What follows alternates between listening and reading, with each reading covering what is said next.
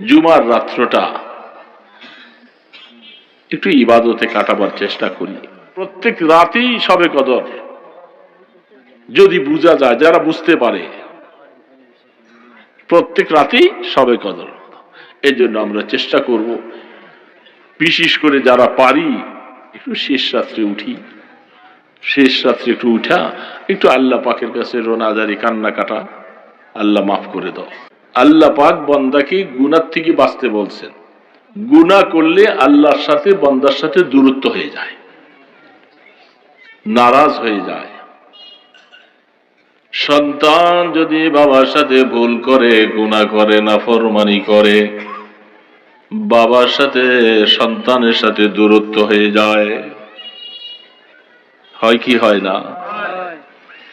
যেই দূরত্বের কারণে বাবা সন্তানের দিকে চেহারা উঠাইয়া তাকায় না, সন্তানকে মায়ার ডাক দেয় না, কারণ বাবার মনে কষ্ট, সন্তান বাবার মনে কষ্ট দিয়েছে, দূরত্ব হয়ে যায়। যদি এই দূরত্বকে সন্তান কমাইতে যদি না পারে, পর্যায়ক্রমে একদিন এমন হয়ে যায় বাবা সন্তানকে ত্যায্য পুত্র পর্যন্ত করে দিতে চায়। ঠিক না? আল্লাহ রাব্বুল আলামিন কোরআন শরীফে অনেক জায়গায় বলছেন, বান্দা তুমি যখন গুনাহ করো, তোমার সাথে আমার একটু দূরত্ব হয়ে যায়, আরেকটা গুনাহ করো, আরেকটা দূরত্ব হয়, আরেকটা করো, আরেকটু দূরত্ব বেড়ে যায়। গুনাহ করতে করতে করতে করতে বান্দার সাথে আল্লাহর এত দূরত্ব হয়ে যায়, আল্লাহকে আল্লাহ বলে ডাক দেওয়ার মতো সাহসও থাকে না। আল্লাহ পাক এই জন্য বলতেছেন, বান্দা গুনাহগুলি করার পরে মাফ করাবার ব্যবস্থা যদি করতে না পারো, আমি আল্লাহকে তুমি শব্দ বলে সম্বোধন করার হকও তোমার থাকবে না। কোরআন শরীফের একটা আয়াত এখন মনে পড়লো, এখন যেটা তাফসীরে রুহুল মানি ওয়ালা আল্লামা আলুসী রহমতুল্লাহ আলাইহি লিখছেন। উলামায়ে কেরাম সহজে বুঝবেন, যারা গায়রে আলেম এদেরকে বুঝালে বুঝবে। আল্লাহর সাথে যে বান্দার দূরত্ব হয়, এই আয়াতটা দেখলে বুঝতে পারবেন। ربنا لا تحملنا ما لا طاقة لنا به واعف عنا واغفر لنا وارحمنا। মুনাজাতটা মুখস্থ অনেকের আছে না? আছে না? একটু খেয়াল করে শুনলে বুঝবেন। আমি কেন জানি হঠাৎ করে মনে পড়ছে এই মুহূর্তে, আয়াত পড়ছি একটা মজমুন, সেই দিকে যাব, কিন্তু এই মজমুনটা এখন মনে পড়েছে। রব্বানা লা তুহাম্মিলনা মা লা তাকাতা লানা বিহি। কি বলতেছে আল্লাহ? এমন কোন বোঝা, এমন কোন কাজ আমার উপরে আপনি চাপে দিয়েন না যেই বোঝা নিতে আমি অক্ষম। সেই বোঝার দ্বারা গুনার বোঝারা হতে পারে, বিভিন্ন দুনিয়াবি বিভিন্ন সমস্যা মুশকিলের বোঝাও হতে পারে, যেগুলি আমার জন্য বহন করা কষ্ট। এই কথাটা ব্যাখ্যা গেলাম না, সামনের ব্যাখ্যাটা একটু বুঝি, যেহেতু লম্বা সময় করা যাবে না, অল্প সময়। যেই গুনাহ বহন করার মতো শক্তি আমার নাই, যেই কথা বলে রাখতে পারবো না এমন কথাও আমার দ্বারা বলাবে না, যেই কাজ করে আমি পালন করতে পারবো না ওই কাজের বোঝাও আমার উপরে দিবে না। সবগুলি কথা লা তুহাম্মিলনার মধ্যে আছে। তারপরে যাইয়া তিনটা শব্দ, ওয়াফু আন্না, ওয়াগফির লানা, ওয়ারহামনা, তিনটা শব্দ, প্রত্যেকটার মধ্যে ওয়াকফ আছে। তিনটা শব্দ বলার পরে কি আছে?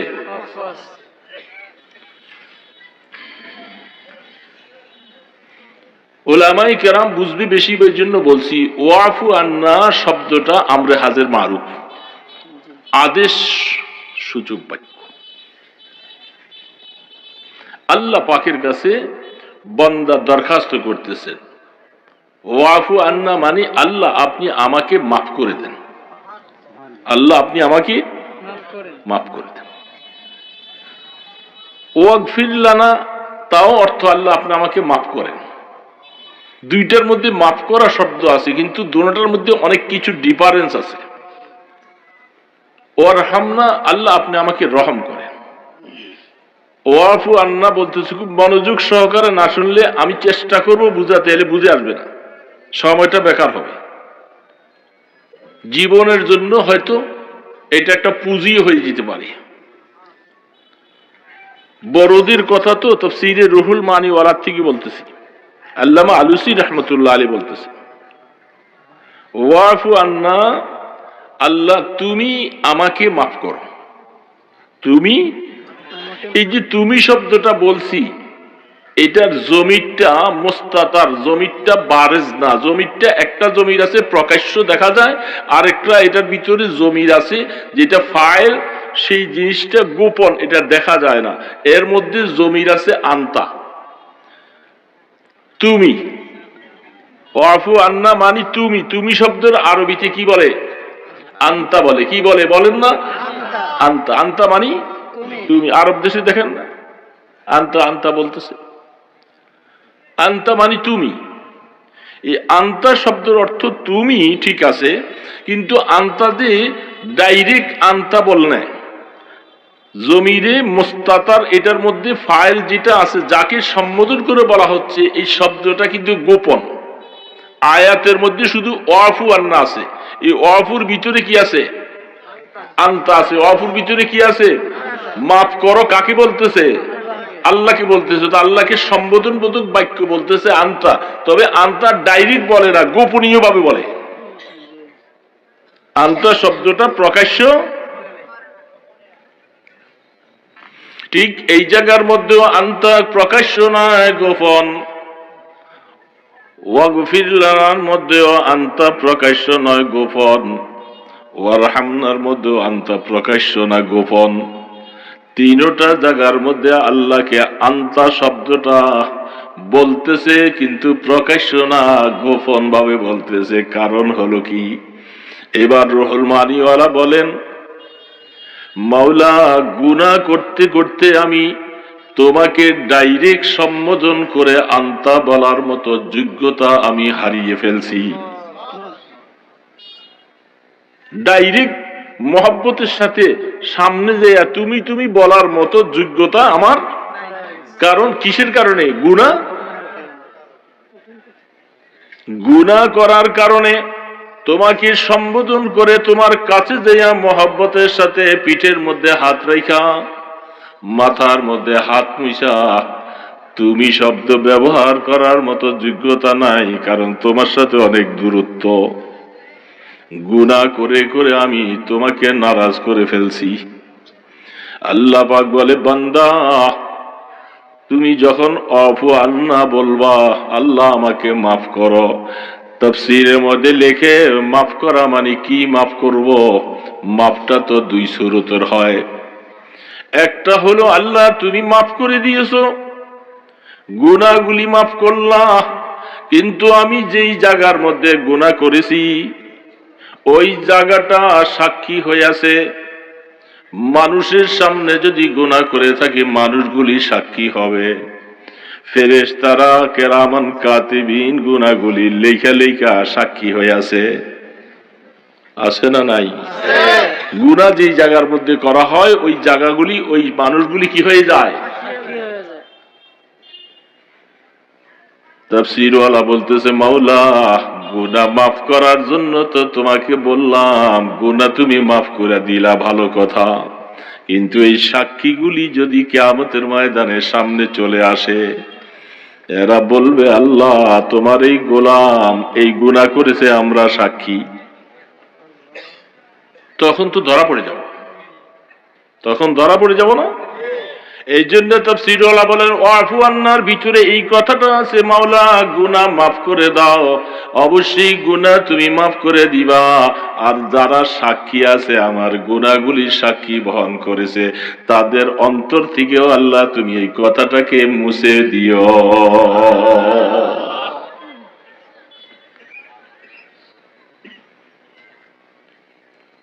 আমি স্বীকার করলাম না, কিন্তু আরেকজন সাক্ষী এসে যখন আমাকে ধরাইয়ে দিবে, কারণ হাদিসের মধ্যে আছে, কোরআনে আছে, কিয়ামতের ময়দানে বহু সাক্ষী বানাবে আল্লাহ। যেমন হাত কথা বলবে, পা সাক্ষী দিবে, আছে না? তাহলে শাহেদ হবে, গুনাহ মাফ করে দিলা। কিন্তু যদি সাক্ষীরা সাক্ষী বহন করে আমি আবার ধরা পড়ে যাব। এই জন্য আল্লাহ রাব্বুল আলামিনের কাছে ওয়াফু আন্না মানে আল্লাহ গুনাহ মাফ করে দাও ভালো কথা, যেই যেই জায়গার মধ্যে আমার গুনাহগুলি স্বীকৃত অবস্থায় ছিল ওই জায়গাটা তুমি মুছে দাও, খালি রাখো না। যদি মুছে দেওয়ার পরে কোরআন বলতেছে ওয়ায়ুবাদদিলুস সাইয়্যাত বিল হাসানাত যালিকা যিকরা লিয-যাকিরিন।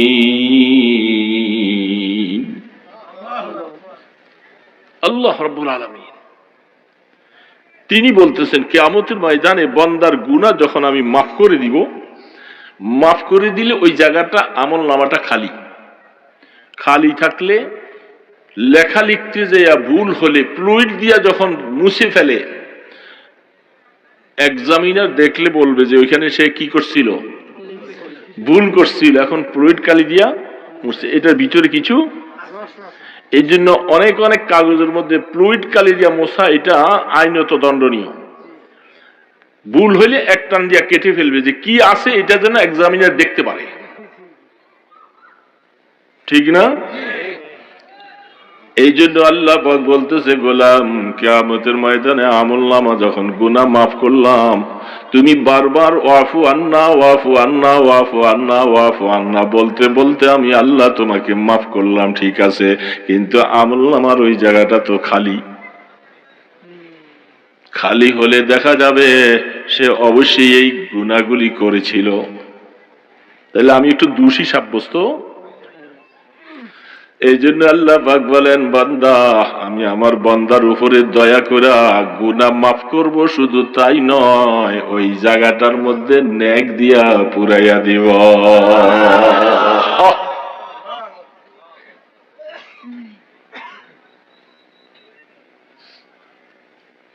मुझे खोया मेरे अक्लो इल्म ने मुझे अपना दीवाना बना ले। আল্লাহ তোমাকে চিনতে পারি নাই, তুমি বান্দাকে কত দয়া অনুগ্রহ করো।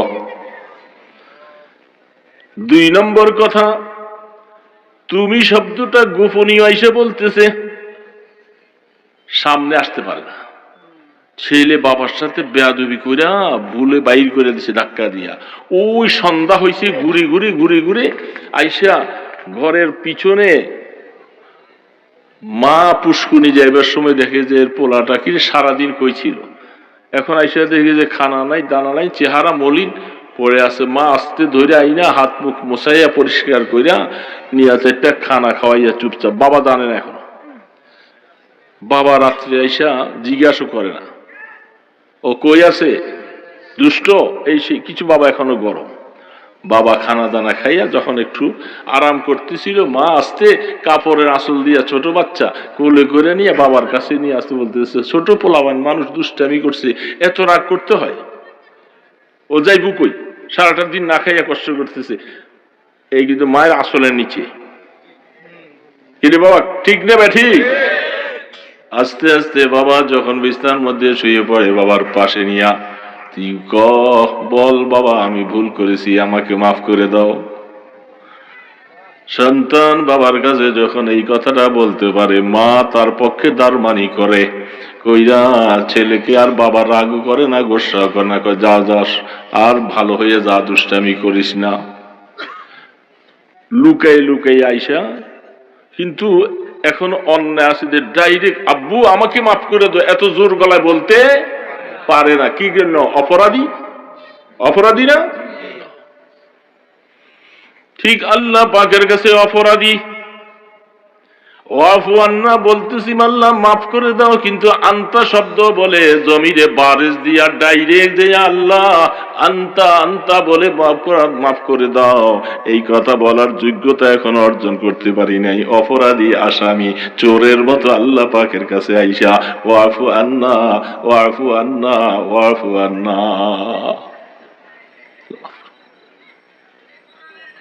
2 নম্বরে ওয়াগফির লানা,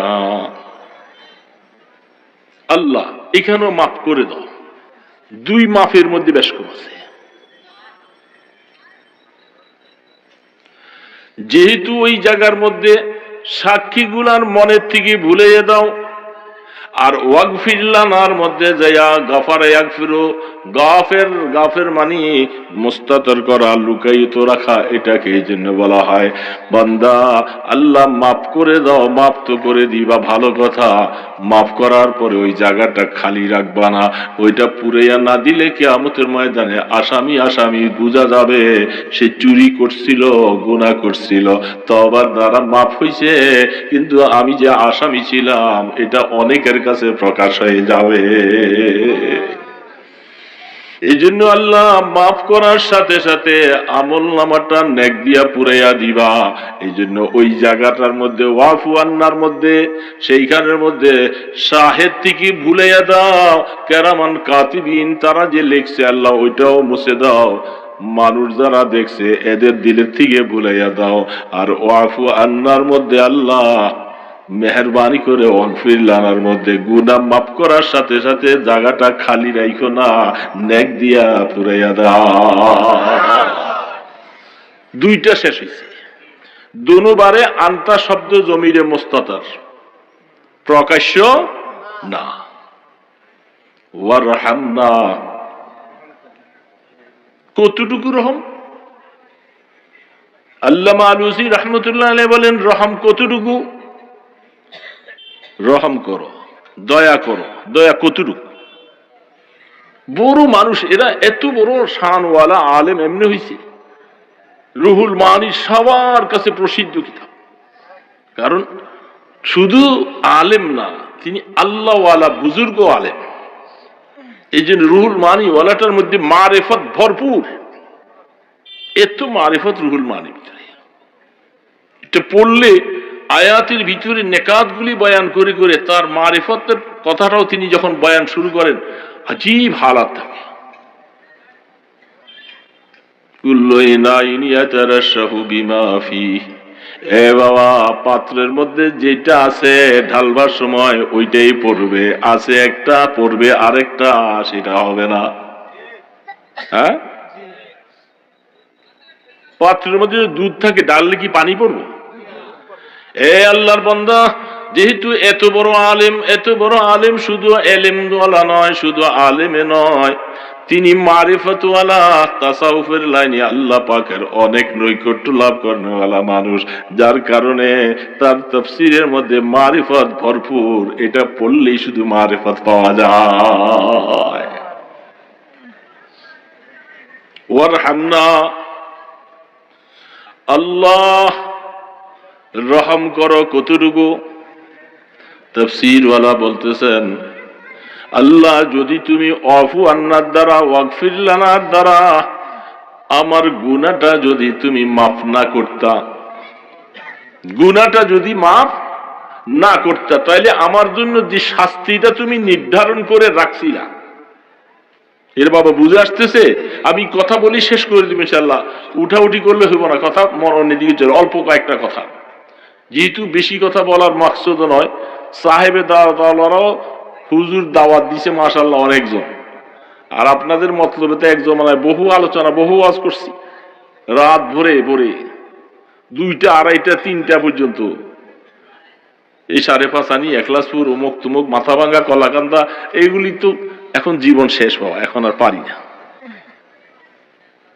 তো এটা আপনাদের দেশের অভ্যাস আছে, আপনারা অনেক রাত জায়গায় ওয়াজ শোনার অভ্যাস, এটা আমার জানা আছে, কি ঠিক না ব্যাটি? এটা মতলবে মানুষ অভ্যাস। তো ওয়ারহামনা, আমার গুনাহটা যদি আল্লাহ আপনি মাফ না করতেন, তাহলে এই গুনার কারণে যে শাস্তিটা আমার জন্য নির্ধারণ করে রাখছেন, সেটা কতটুকু রাখছেন, কি রাখছেন, এটা আমি জানি না। এটা কে জানে? আপনি জানেন। তো ঠিক ওয়ারহামনা অর্থ আল্লাহ আমার উপরে রহম করেন। কতটুকু রহম? আমার গুনাহ মাফ না করলে যে শাস্তিটা হতো, ঠিক ওইটার মোকাবেলায় তার আকস, তার উল্টা আমাকে ওই পরিমাণ রহম আর দয়া কর।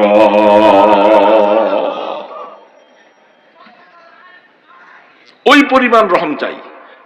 পরিমাণটা তুমি জানো, পরিমাণ আমি জানি না।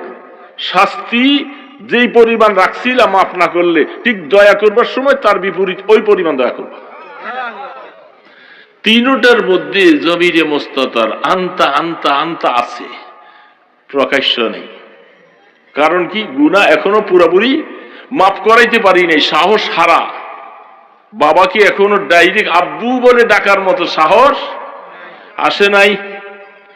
এবার আল্লাহ পাক বলতেছে, বান্দায় তিনটা শব্দ যখন তুমি বারবার করে আমার কাছে বলতে থাকবা, ওয়াফু আন্না ওয়াগফির লানা ওয়ারহামনা, ওয়াফু আন্না ওয়াগফির লানা ওয়ারহামনা, একবার নয়, দুইবার নয়, তিনবার নয়, বারবার করে বলতে বলতে বলতে বলতে আল্লাহ পাক যে এই বলার দ্বারা মাফ করবে, এটা আয়াতের সিয়াক আর সেবাকের দ্বারা প্রমাণ। সামনের আয়াতটা আল্লাহ নিজে বানাইছে, দুনিয়ার কোন তাফসীরওয়ালা লিখে নাই, আমাদের নবীজি লেখে নাই। এই আয়াতটা লিখছেন স্বয়ং আল্লাহ। কি লিখছে? এই তিনটা আয়াতের পরে যে কি শব্দটা, ওহ, এবার বলেন, আনতা ওয়ালিয়ুনা ফিদ দুনিয়া ওয়াল আখিরাহ ওয়াফু আন্না ওয়াগফির লানা ওয়ারহামনা আনতা মাওলানা। সুবহানাল্লাহি ওয়া বিহামদিহি। এইবার শব্দটা কে লিখছে? কে বানাইছেন? কে বসাইছে? রাসূল বসান নাই। রাসূলকে যেখানে বসাইতে বলছেন ঠিক ওইখানেই। এতক্ষণ এই আনতা আসে না। আনতা এটা এতক্ষণ ছিল কোথায়? গোপনীয় ছিল। আনতা কই ছিল? সব জমিনে মুস্তাতার গোপনীয় ছিল, প্রকাশ্য আনতা নাই, প্রকাশ্য আনতা নাই। আল্লাহ পাক বলে, বান্দা আমাকে মাফ চাইতে চাইতে চাইতে চাইতে আমি আল্লাহ যে তোমাকে মাফ করে দিয়েছি, এটার প্রমাণ হলো এবার আনতা শব্দটা আমি নিজেই বসাই দিছি। বান্দা আয় আয় আয়, গুনাহ মাফ করে দিয়েছি, তোমার সাথে যে দূরত্বটা আমার ছিল ওইটা উঠাই দিয়েছি তুমি আর আমি। এবার সামনাসামনি আমাকে সম্বোধন করা, বলো আনতা মাওলানা।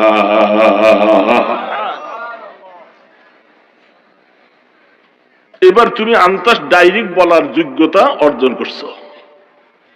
এতক্ষণ গোপন ছিল, এই আন্তা ওইখানেও ছিল, কিন্তু আল্লাহ পাক সেইখান থেকে আন্তাটা আইনে এবার জাহের করে দিছে, ডাইরেক্ট বলে দিছে। এবার তুমি বান্দা আর ভয় পাইও না, ঘাবড়াইও না, তোমার সাথে আমার দূরত্ব কাটাপ হয়ে গেছে। সেই কাটাপটা এটা ফিরে আসছি, আমি দূরত্বর বেড়াটা উঠাই দিছি। এবার তুমি আর আমি কাছাকাছি। এবার আমাকে তুমি মহাব্বতের সাথে এবার তুমি বলে সম্বোধন করার যোগ্যতা তোমার মধ্যে আসছো। তখন আমি বলছি, বান্দা আসো আসো, এবার আমাকে বলো আনতা মাওলানা। আল্লাহ আমার মুরব্বী কেউ নেই, তুমি মাওলা, আমার মাওলা, তুমি আমার মুরব্বী, তুমি আমার হায়াতের সব কিছু জীবনের। আমি আর তুমি এবার এক, কাছাকাছি। আনতা মাওলানা। এবার বিভিন্ন আয়াতের মধ্যে এরকম দেখবেন, লক্ষ্য করে এখন উলামায়ে কেরাম বুঝবেন, বিভিন্ন জায়গায় আনতাটা আল্লাহ পাক ওই জায়গার মধ্যে ব্যবহার করেছেন। ফাতিরাস সামাওয়াতি ওয়াল আরদ, কি বলছে? আনতা ওয়ালিয়্যি ফিদ দুনিয়া ওয়াল আখিরাহ। আছে না নাই? দেখছেন? আনতা ওয়ালিয়্যি ফিদ দুনিয়া, দুনিয়া এবং আসমানের মধ্যে আমি মুরব্বী কাউকে বানাইতে চাই না। মুরব্বী একমাত্র মাওলা, তুমি তুমি তুমি তুমি।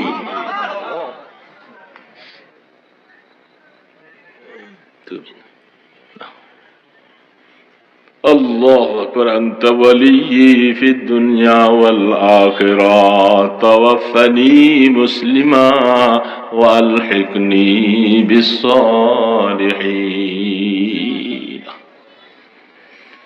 الله أكبر এই জন্য বাবাজিরা গুনার দ্বারা আল্লাহর সাথে কি হয়ে যায় দূরত্ব হয়ে যায় আমরা গুনাহ মাফ করাইতেই হবে এটা আমাদের জন্য জিম্মাদারি ফরজ গুনাহ মাফ করানো বান্দার জন্য ফরজ তো গুনাহ মাফ করাইতে হইলে আল্লাহ পাকের কাছে ছোট হইতে হবে কি হইতে হবে বড় গিরিকে দেখাইলে আল্লাহ বলে তোর মতো অহংকারী তোর গুনাহ আমি মাফ করব না এই জন্য গুনাহ মাফ করাইতে হলে কি হইতে হবে এই ছোট্ট হাদিসটুকু পড়েছি এটার একটু কথা বলে শেষ করব ইনশাআল্লাহ নবী করিম সাল্লাল্লাহু আলাইহি সাল্লাম এই হাদিসের মধ্যে 4টা দোয়া করছে 4টার মধ্যে 2টা আমি বলি না শুধু 2টা দোয়া বলতেছি রাসূল বলেন আল্লাহুম্মা জাআল ফি আইনি সগীরা